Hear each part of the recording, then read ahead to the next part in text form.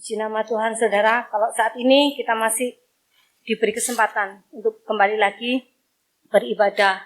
Walaupun ibadah kita pada saat ini hanya lewat IG live streaming, tetapi biarlah ibadah ini tidak mengurangi rasa hormat kita kepada Tuhan. Kalau kaum muda, seharusnya ini adalah Sabtu yang ketiga. Seharusnya ini adalah ibadah sharing. Tetapi karena kita live streaming tidak memungkinkan kita sharing ya, tetapi kita mau belajar lagi akan kebenaran firman Tuhan. Renungan firman Tuhan pada malam hari ini saya beri tema yaitu ada mujizat di balik ucapan syukur. Kita mau buka Alkitab kita di dalam 1 Tesalonika 5 ayat yang ke-8. 1 Tesalonika 5 ayat yang ke-8. Begini bunyi firman Tuhan. Mengucap syukurlah dalam segala hal, sebab itulah yang dikehendaki Allah di dalam Kristus Yesus bagi kamu. Amin, saudara. Dikatakan ayat ini mengatakan bahwa mengucap syukurlah dalam segala hal. Jadi baik dalam keadaan yang nyaman, dalam keadaan yang aman, dalam keadaan yang tenang, kita mudah sekali mengucap syukur. Tetapi juga ayat ini mengatakan dalam segala hal, artinya kita juga harus mengucap syukur juga dalam keadaan yang tidak menyenangkan atau dalam keadaan yang tidak kita kehendaki. Seperti saat ini dunia dilanda dengan pandemik COVID-19 ya. Di sini semua dalam keadaan yang tidak kita harapkan. Tetapi ayat ini di dalam 1 Tesalonika 5 ayat yang ke-18 ini mengingatkan kepada kita, mengucap syukurlah dalam segala hal. Mengapa kita harus mengucap syukur? Dikatakan bahwa karena itu adalah kehendak Tuhan. Jadi mengucap syukur itu adalah salah satu daripada kehendak Tuhan. Apapun keadaan kita saat ini, kita harus mengucap syukur. Kalau saat ini dunia digoncang dengan COVID ini ya, COVID-19 ini ya, dengan corona ini ya. Tetapi ternyata goncangan ini yang melanda bumi ini, melanda dunia ini adalah menggenapi salah satu janji daripada Tuhan. Kalau di dalam Ibrani 12 ayat yang ke-26, Ibrani 12 ayat yang ke-26, begini bunyi firman Tuhan. Waktu itu suaranya menggoncangkan bumi, tetapi sekarang ia memberikan janji. Satu kali lagi aku akan menggoncangkan bukan hanya bumi saja, melainkan langit juga. Ternyata salah satu janji daripada Tuhan itu juga menggoncangkan. Bukan hanya bumi saja, tetapi menggoncangkan langit. Kalau saat ini bumi sudah digoncangkan dengan corona ya. Bumi sudah digoncangkan oleh Tuhan melalui salah satu yaitu sakit ini corona ya. Tetapi ini ternyata janji daripada Tuhan. Kadang-kala kita ini hanya ingat janji-janji Tuhan yang enak-enak saja. Misalkan, mintalah maka kamu akan diberi. Terus misalkan, kamu akan menjadi kepala, bukan ekor. Kamu akan diberkati ini dan itu. Seringkali kita hanya ingat janji-janji Tuhan yang enak. Ternyata janji yang satu ini kadang-kala kita lupa. Tuhan berjanji akan menggoncangkan bumi. Bahkan dikatakan bukan hanya bumi, tetapi langit juga. Kenapa goncangan itu harus terjadi? Mengapa Tuhan harus menggoncangkan? Ternyata untuk membuktikan kepada kita ada sesuatu yang tidak tergoncangkan di dalam ayat yang ke-27. Ibrani 12 ayat yang ke-27. Ungkapan satu kali lagi menunjuk kepada perubahan pada apa yang dapat digoncangkan. Karena ia dijadikan supaya tinggal tetap apa yang tidak tergoncangkan. Jadi untuk membuktikan ada sesuatu yang tidak dapat digoncangkan. Tuhan menggoncangkan bumi ini untuk membuktikan. Sekali lagi saya katakan untuk membuktikan ada sesuatu yang tidak tergoncangkan. Apa itu sesuatu yang tidak tergoncangkan? Ayat yang ke-28. Ibrani 12 ayat yang ke-28. Jadi, karena kita menerima kerajaan yang tidak tergoncangkan, marilah kita mengucap syukur dan beribadah kepada Allah menurut cara yang berkenan kepadanya dengan hormat dan takut. Yang tidak tergoncangkan itu di sini disebutkan adalah kerajaan. Yang dimaksud adalah kerajaan Allah atau kerajaan surga. Yang tidak tergoncangkan itu adalah kerajaan Allah atau kerajaan surga ya. Kita harus bisa membedakan kerajaan Allah dengan surga atau kerajaan surga dengan surga. Ini berbeda sekali. Kerajaan Allah atau kerajaan surga itu menunjuk kepada sistem dari kerajaan itu tersebut. Jadi kerajaan Allah atau kerajaan surga ini menunjuk kepada sistem. Tetapi surga itu menunjuk kepada tempat. Jadi beda ya saudara, satunya menunjuk kepada sistem, satunya menunjuk kepada tempat. Bahkan Tuhan pada saat dia memberitakan, dia berkhotbah. Untuk yang pertama kalinya, Tuhan tidak berkhotbah tentang surga. Tuhan tidak menawarkan tentang surga, tetapi Tuhan memberitakan mengenai kerajaan surga atau kerajaan Allah. Di dalam Markus 1 ayat yang ke-15, ini juga sama dengan kata-katanya dengan Matius 4 ayat yang ke-17. Markus 1 ayat yang ke-15, ini sama dengan Matius 4 ayat yang ke-17. Kita baca yang Matius 4 ayat 17 saja ya. Matius 4 ayat 17. Sejak waktu itulah Yesus memberitakan, bertobatlah sebab kerajaan surga sudah dekat. Jadi Tuhan memberitakan bukan surga. Yang Tuhan beritakan adalah kerajaan surga. Yang Tuhan beritakan, yang Tuhan tawarkan untuk kita setiap manusia adalah sistem dari kerajaan surga itu. Bukan surganya, tetapi sistem dari kerajaan surga itu ya. Kalau juga di dalam Matius 6 ayat yang ke-33. Enggak usah kita baca Matius 6 ayat yang ke-33, di situ dikatakan apa? Carilah dulu kerajaan Allah dan kebenarannya, maka semuanya itu akan diberikan kepada kita. Dikatakan cari dulu kerajaan Allah, bukan cari dulu surganya, tetapi carilah dulu kerajaan Allah. Tuhan ingin kita masuk di dalam sistem pemerintahan kerajaan Allah. Yang Tuhan inginkan seperti ini. Kita masuk dalam sistem kerajaan Allah. Supaya apa? Supaya kita menjadi pribadi yang tidak tergoncangkan. Pada saat hidup kita ada dalam sistem kerajaan Allah, hidup kita itu tidak akan tergoncangkan. Karena Tuhan sudah mengatakan ada yang tidak tergoncangkan, yaitu kerajaan Allah itu sendiri. Kalau kita hidup dalam sistem kerajaan itu, maka kita tidak akan menjadi pribadi yang tidak akan tergoncangkan. Walaupun dunia saat ini mengalami kegoncangan yang sangat luar biasa, itu berimbas kepada kita. Tetapi pada saat kita memberi diri untuk hidup dalam sistem kerajaan Allah, kita menjadi pribadi yang tidak tergoncangkan ya. Dan yang berlaku di dalam sistem kerajaan Allah ini adalah hidup menurut kehendak Allah. Jadi hanya prinsip satu-satunya yang dipakai atau yang berlaku dalam sistem pemerintahan kerajaan Allah ini adalah melakukan kehendak Bapa atau melakukan kehendak Allah. Ayat mas yang kita sudah baca di dalam 1 Tesalonika 5 ayat yang ke-18 ini, dikatakan mengucap syukur itu adalah kehendak Tuhan. Kehendak Tuhan itu sangat banyak, tetapi salah satunya adalah mengucap syukur. Jadi malam hari ini kita belajar salah satu kehendak daripada Allah adalah mengucap syukur. Supaya kita menjadi pribadi yang tidak tergoncangkan. Biarlah mengucap syukur itu menjadi gaya hidup kita ya. Jadi sudah menjadi pola hidup kita mengucap syukur. Kita akan lihat apa sih artinya mengucap syukur. Mungkin banyak sekali arti daripada mengucap syukur, tetapi di sini saya membahas ada 2 arti daripada mengucap syukur. Mengucap syukur itu adalah yang pertama, kita mengakui kedaulatan Tuhan atas hidup kita. Tuhan yang memegang kendali atas hidup kita, juga atas alam semesta ini ya. Sekali lagi saya katakan, mengucap syukur itu adalah hidup kita ini mengakui bahwa Tuhan itu berdaulat sepenuhnya. Baik atas bumi ini, baik atas kehidupan kita. Jadi kita harus menempatkan Tuhan Yesus itu menjadi raja di dalam kehidupan kita. Di dalam Matius 5 ayat yang ke-35, di situ dikatakan, bumi adalah tumpuan kakinya.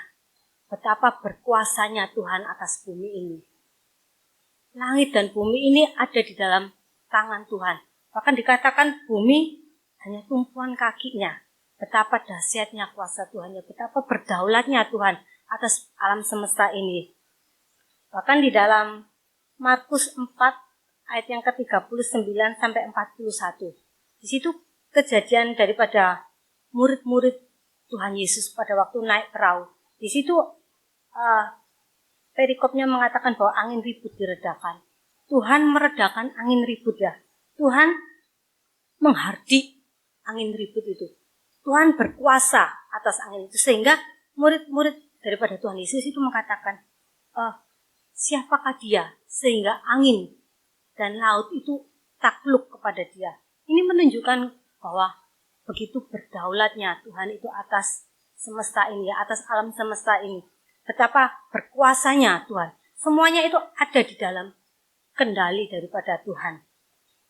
Kemudian di dalam Matius 10 ayat yang ke-28, kita mau baca Matius 10 ayat yang ke-28. Tuhan juga berkuasa atau memegang kendali atas hidup kita. Dan janganlah kamu takut kepada mereka yang dapat membunuh tubuh, tetapi yang tidak berkuasa membunuh jiwa. Takutlah terutama kepada Dia yang berkuasa Takutlah terutama kepada Dia yang berkuasa membinasakan baik jiwa maupun tubuh di dalam neraka. Ini menunjukkan bahwa Tuhan juga berkuasa memegang kendali atas hidup kita. Tuhan yang memegang kendali atas hidup kita. Jadi pada saat kita mengucap syukur, itu kita mengakui bahwa Tuhan itu berdaulat atas alam semesta ini. Dan kita mengakui Tuhan berdaulat atas hidup kita. Dia yang memegang kendali atas seluruh hidup kita ya. Jadi pada saat kita mengucap syukur, kita menempatkan Tuhan itu sebagai Raja atas hidup kita. Menempatkan Tuhan sebagai Raja atas alam semesta ini ya. Kemudian yang kedua, mengucap syukur selain mengakui kedaulatan daripada Tuhan. Yang kedua adalah kita mengakui keberadaan Tuhan. Jadi pada saat kita mengucap syukur kepada Tuhan, kita mengakui bahwa Tuhan itu ada. Bahwa kita masih bisa merasakan kehadiran daripada Tuhan. Kita bisa masih merasakan kasih Tuhan di dalam kehidupan kita. Kita masih merasakan penyertaan Tuhan. Di dalam Ibrani 13 ayat yang ke-5b.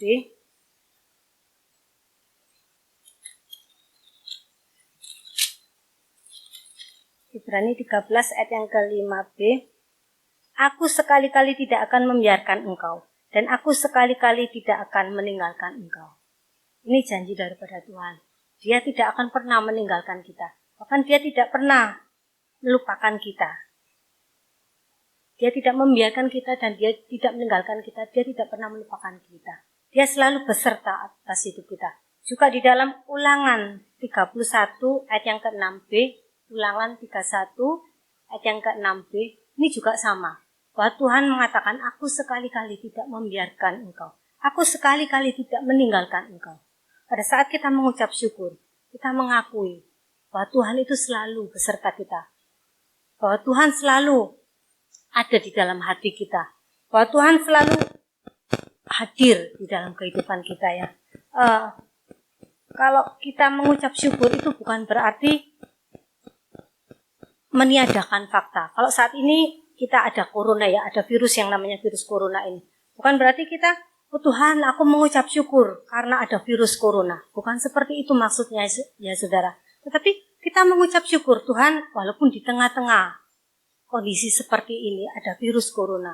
Tetapi aku mengakui bahwa Engkau memegang kendali atas hidupku. Aku mengakui Engkau tetap ada di dalam kehidupanku. Engkau tetap menyertai aku. Itu adalah rasa ucapan syukur kita kepada Tuhan. Jadi sekali lagi saya katakan, mengucap syukur itu bukan berarti meniadakan fakta. Bukan berarti kita pada saat mengucap syukur seperti itu, oh langsung virus corona itu tidak ada. Bukan seperti itu. Tetapi mengucap syukur itu mengakui Tuhan itu berkuasa atas langit dan bumi ini. Dan Tuhan berkuasa atas hidup kita. Dan Tuhan selalu beserta kita. Kemudian ada mujizat seperti tema firman Tuhan pada malam hari ini. Saya katakan ada mujizat yang terjadi pada saat kita mengucap syukur. Ini saya ambil contoh yaitu daripada Tuhan Yesus ya. Ada mujizat di balik ucapan syukur di dalam Yohanes 6 ayat yang ke-1 sampai yang ke-13. Yohanes 6 ayat 1 sampai 13. Tapi kita baca ayat yang ke-11 saja ya. Yohanes 6. Saya baca ayat yang ke-11. Lalu Yesus mengambil roti itu, mengucap syukur, dan membagi-bagikannya kepada mereka yang duduk di situ. Demikian juga dibuatnya dengan ikan-ikan itu, sebanyak yang mereka kehendaki. Ini adalah kejadian pada saat Tuhan Yesus memberi makan, dikatakan 5.000 orang laki-laki. Kalau kita kalikan, misalkan laki-laki pada waktu itu bangsa Israel membawa istri, membawa anak. Misalkan anggap aja anaknya 2, berarti ada 2.000 orang yang Tuhan Yesus kasih makan. Dengan apa? Hanya dengan 5 roti dan 2 ikan. Di situ pada saat itu Tuhan Yesus melihat banyak orang. Dia berkata kepada salah satu muridnya, beri mereka makan. Tapi apa yang terjadi? Murid itu mengatakan, Tuhan, dikasih makan dengan cara apa? Kemudian hanya ada ini, bekal daripada seorang anak-anak. Hanya 5 roti dan 2 ikan. Mana mungkin Tuhan? Tetapi di tengah-tengah kemustahilan ini, apa yang Tuhan lakukan? Ayat yang ke-11 dikatakan, Tuhan mengucap syukur. Jadi yang pertama, mujizat di balik ucapan syukur itu adalah Tuhan menyediakan apa yang menjadi kebutuhan kita. Percayalah pada saat kita mengucap syukur, Tuhan itu menyediakan segala apa yang kita butuhkan, apa yang kita perlukan. Seperti kejadian ini. Rasanya enggak mungkin Tuhan. Ini hanya makanan untuk bekal seorang anak kecil. Bagaimana mungkin Tuhan bisa memberi makan kurang lebih 2.000 orang ini? Tetapi Tuhan memakai cara yang tidak masuk akal secara logika ya. Kadangkala cara Tuhan ini di luar nalar kita. Bahkan kalau saya teringat kepada kejadian Nabi Elia, di situ Tuhan bisa memakai segala cara untuk menyediakan yang kita butuhkan ya. Nabi Elia pada saat itu diberi makan oleh Tuhan lewat apa? Burung gagak. Kalau saudara baca di dalam 1 Raja-Raja pasal 17, Tuhan memberi makan Nabi Elia dengan burung gagak. Sesuatu yang di luar nalar kita. Rasanya enggak mungkin. Biasanya burung gagak ini identik dengan mistik ya, identik dengan hal-hal yang roh-roh jahat. Tetapi Tuhan bisa memakai dengan cara Tuhan ya. Sesuatu yang enggak mungkin, sesuatu yang enggak rasanya mustahil. Tetapi Tuhan cukupkannya. Kalau kita lihat saat ini, akibat dari corona ini ya, akibat dari virus ini, banyak orang yang di PHK. Bahkan saya kalau lihat berita terakhir beberapa hari yang lalu itu ada mencapai 1,6 juta orang yang di PHK. Ini juga berakibat kepada kita sebagai anak-anak Tuhan, kita yang tinggal di bumi ini ya. Bahkan salah satu pemuda kita juga kena imbasnya. Harus bekerja hanya shift-shiftan setengah hari.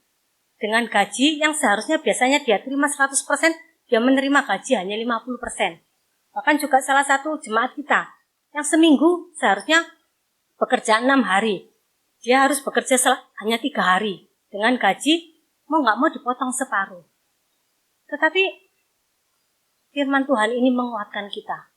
Jangan kita bersungut-sungut. Tapi kita tetap ucapkan syukur kepada kita. Kita tetap mengucap syukur. Kita percaya bahwa Tuhan yang memegang kendali atas hidup kita. Bahwa Dia berkuasa. Dan Dia ada selalu menyertai kita. Mungkin kalau kita secara logika, Tuhan mana cukup gaji hanya 50%, hanya separuh. Tetapi Tuhan itu akan menyediakan apa yang kita butuhkan dengan cara Tuhan ya. Nanti kita akan terheran-heran, kok ada saja, kok cukup ya selama sebulan ini, seharusnya nggak cukup. Tetapi asal kita melakukan kehendak Tuhan, yaitu salah satunya dengan mengucap syukur, Tuhan akan menyediakan. Tuhan tahu apa yang menjadi kebutuhan kita ya. Kemudian yang kedua itu di dalam Habakuk 3 ayat yang ke-17. Habakuk 3 ayat 17 sampai 19.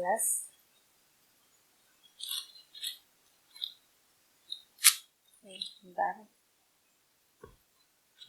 Habakuk 3 ayat yang ke-17 sampai 19. Saya bacakan.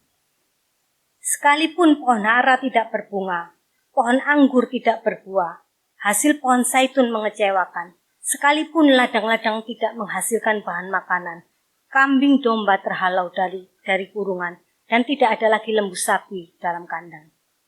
Ayat yang ke-17 ini nggak jauh beda dengan keadaan kita. Mungkin keadaan kita, jemaat Kalam Hayat pada saat ini mungkin nggak separah ayat 17 ini ya. Dikatakan bahwa pohon ara tidak berbunga, pohon anggur tidak berbuah, bahkan pohon zaitun hasilnya mengecewakan. Kemudian kambing domba tidak ada dalam kurungan. Kita tahu ya di dalam Ulangan 8 ayat 8 di situ dikatakan bahwa bangsa Israel itu salah satu mungkin menjadi kebutuhan pokok mereka atau pohon yang ada pada saat itu salah satunya yaitu pohon ara, pohon zaitun, kemudian pohon ara, pohon anggur dan pohon zaitun di dalam Ulangan 8 ayat 8. Di situ dikatakan bahwa enggak saya catat sih di situ ya. Ulangan 8 ayat 8 dikatakan bahwa bangsa Israel pada saat itu salah satunya hidup mereka bergantung dari makanan ini dan juga kambing domba. Jadi kita bisa bayangkan berbunga saja enggak apalagi berbuah. Jadi benar-benar terjadi kelaparan pada saat itu ya. Tetapi di ayat yang ke-18 ini mujizat yang kedua ayat yang ke-18. Namun aku akan bersorak-sorai di dalam Tuhan, beria-ria di dalam Allah yang menyelamatkan aku. Jadi mujizat yang kedua, pada saat kita mengucap syukur, Tuhan itu akan memberkati kita dengan sukacita. Dikatakan, aku akan bersorak-sorai di dalam Tuhan. Bagaimana bisa bersorak-sorai di dalam Tuhan? Ini bukan karena kekuatan kita. Secara logika mana ada orang yang mengalami kelaparan, orang yang mengalami goncangan di dalam kehidupannya, bisa bersukacita, bisa bersorak-sorai.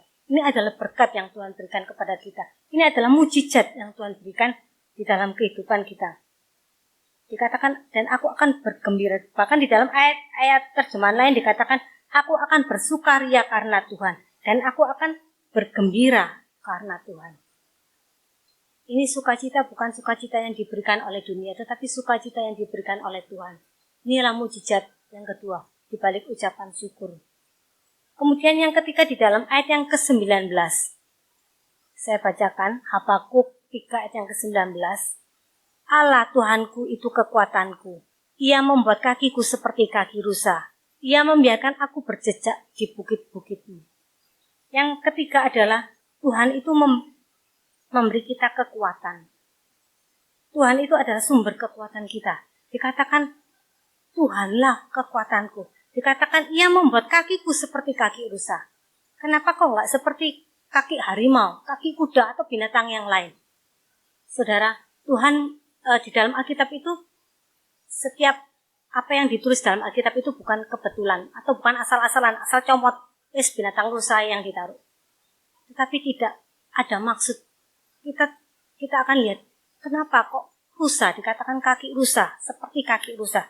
Kalau saya baca-baca di dalam Google ya, di situ dikatakan bahwa ternyata rusa ini adalah salah satu binatang yang larinya sangat cepat.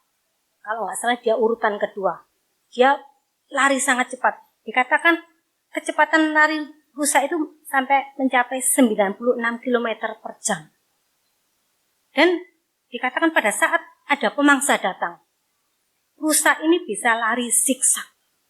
Jadi kita bisa bayangkan lari siksak dengan kecepatan 96 km per jam. Jadi sehingga dia bisa luput dari pemangsa. Begitu kuatnya kaki rusa. Jadi Tuhan itu sampai memberikan gambaran. Tuhan itu akan memberikan kita kekuatan seperti ini. Kaki rusa itu kaki yang sangat kuat, sangat cepat lari, sehingga pemangsa tidak dapat menangkap dia ya. Begitu juga dengan kita. Mujizat yang ketiga ini adalah Tuhan memberikan kekuatan kepada kita. Sehingga iblis yang mau memangsa kita, atau goncangan-goncangan yang ada di bumi saat ini, atau sesuatu yang tidak kita harapkan yang ada di bumi ini, tidak menggoyahkan kita. Kita tetap lari, kita tidak jadi mangsanya ini. Kita tidak jadi loyo, tetapi kita menjadi kuat karena Tuhan. Karena Tuhan yang memberikan kekuatan dalam kehidupan kita. Di dalam Filipi 4 ayat yang ke-13, saya tulis di situ, Filipi 4 ayat yang ke-13, di sini saya bacakan, segala perkara dapat kutanggung di dalam Dia yang memberi kekuatan kepadaku. Jadi segala perkara itu dapat kita tanggung. Karena apa? Karena Tuhan yang memberi kekuatan kepada kita. Jadi bukan karena hebat kita, bukan karena kekuatan kita, bukan karena titel kita atau sekolah kita, kedudukan kita yang memberi kekuatan. Tetapi hanya Tuhan yang memberi kekuatan. Kalau saya teringat ya dengan Tuhan memberi kekuatan, bukan karena hebat kita. Kalau kita lihat saat ini, mungkin kalau dulu orang itu menjadi pilot, menjadi pramugari, itu suatu kebanggaan. Benar nggak saudara? Itu menjadi suatu kebanggaan, rasanya wah hebat ya. Tetapi kalau kita lihat dengan kejadian seperti ini, apapun titel saudara, bahkan mungkin saudara menjadi pilot, menjadi pramugari. Saat ini dengan kejadian ini banyak maskapai yang gulung tikar saudara. Bahkan banyak orang yang menjadi pusing, mulai dari yang ekonominya di bawah sampai ekonominya ke atas. Semua pusing, semua bingung. Semua tidak mempunyai kekuatan. Kekuatan kita hanya satu-satunya di dalam Tuhan ya. Oleh karena itu, lakukan kehendak Tuhan dengan ucapan syukur. Maka Tuhan itu akan memberi kekuatan di dalam kehidupan kita. Tuhan akan memberikan sukacita dalam kehidupan kita. Tuhan akan memenuhi segala apa yang menjadi kebutuhan kita. Kalau saya teringat tentang Tuhan itu memberi sukacita. Tuhan itu pada saat Tuhan itu memberi sukacita di dalam kehidupan kita. Kita itu tidak khawatir, hidup kita itu tenang. Saya sharing sedikit ya saudara. Beberapa bulan ini, hampir sebulan yang lalu mungkin, alergi saya kumat. Saya punya alergi gatal, terutama di muka. Tapi terakhir ini alergi gatal saya sampai di tubuh saya ya. Muka saya ini kalau alergi, kalau dipegang seperti ini, saudara kayak parut. Saudara kalau perempuan tahu marut kelapa, parutan seperti itu, kasarnya seperti itu. Tapi kalau dilihat enggak kelihatan kasar. Tapi kalau diginikan wasar sekali saudara, kayak kertas gosok kalau orang laki bilang ya, kayak kertas gosok. Tetapi kalau dulu saya langsung bingung. Aduh, pergi dokter, selalu ke dokter. Beberapa kali saya ke dokter sembuh. Tetapi terakhir ini pada saat saya sakit, saya belajar praktekkan ayat ini. Saya mengucap syukur Tuhan, bukan mengucap syukur seperti ini. Tuhan terima kasih, Tuhan saya mengucap syukur, muka saya kasar seperti parutan. Tidak seperti itu ya saudara. Tetapi saya mengucap syukur, Tuhan Engkau yang memegang kendali atas hidup saya. Tuhan Engkau yang berkuasa atas hidup saya. Tuhan Engkau mengerti apa yang menjadi situasi saya. Di situ saya mengucap syukur bahwa Tuhan selalu menyertai saya. Tetapi tanpa sadar, di situ saya nggak ada kekhawatiran, saya tetap tenang, saya nggak bingung. Aduh, biasanya orang perempuan itu kalau masalah muka atau kulit muka itu nomor 1 ya. Tapi saya juga heran, kenapa kok nggak bingung? Saya tetap sukacita. Ini mujizat yang saya alami. Bukan berarti pada saat saya mengucap syukur, kulit muka saya menjadi halus, tapi tetap kasar. Tapi tidak ada kekhawatiran, tetapi tetap tenang ya. Begitu juga di dalam kehidupan kita. Mungkin saat ini saya tidak tahu apa yang menjadi goncangan hidup saudara, apa yang menjadi kekhawatiran di dalam kehidupan saudara. Ada sesuatu yang tidak kita kehendaki terjadi di dalam kehidupan kita. Tapi kita mau mengucap syukur. Seperti di dalam Yohanes 4 ayat yang ke-34, pada saat Tuhan Yesus menjadi manusia di muka bumi, Dia mengatakan bahwa makananku ialah melakukan kehendak Dia yang mengutus aku dan menyelesaikan pekerjaannya. Biarlah ini menjadi patron di dalam kehidupan kita, menjadi contoh di dalam kehidupan kita ya, bahwa makanan kita ialah melakukan kehendak Bapa. Dengan kata lain, yang terutama itu adalah di dalam kehidupan kita itu melakukan kehendak Bapa. Biarlah ini menjadi terjadi di dalam kehidupan kita. Supaya apa? Supaya hidup kita ini tidak tergoncangkan. Karena pada saat kita hidup di dalam sistem pemerintahan Allah, hidup kita ini tidak akan tergoncangkan. Di dalam ayat terakhir, di dalam Mazmur 40 ayat yang ke-9, Mazmur 40 ayat yang ke-9, aku suka melakukan kehendak-Mu ya Allahku, Taurat-Mu ada dalam dadaku. Biarlah ini juga terjadi di dalam kehidupan kita ya. melakukan kehendak Tuhan itu menjadi kesukaan di dalam kehidupan kita ya. Meskipun pada saat itu Daud hidupnya penuh dengan kesukaran, hidupnya penuh dengan tekanan. Dikatakan ia senang sekali melakukan kehendak Tuhan. Biar ini juga terjadi di dalam kehidupan kita. Kita suka melakukan kehendak Tuhan. Menjadi kesukaan, bukan menjadi sesuatu yang rasanya terpaksa, tetapi menjadi kesukaan di dalam kehidupan kita. Saat kita mengucap syukur, itu ada mujizat yang terjadi di dalam kehidupan kita. Sekian firman Tuhan dan renungan firman Tuhan pada malam hari ini. Biarlah di tengah goncangan yang terjadi sekarang ini, kita mau tinggal tetap di dalam sistem kerajaan Allah. Yaitu kita mau hidup di dalam kehendak Tuhan ya.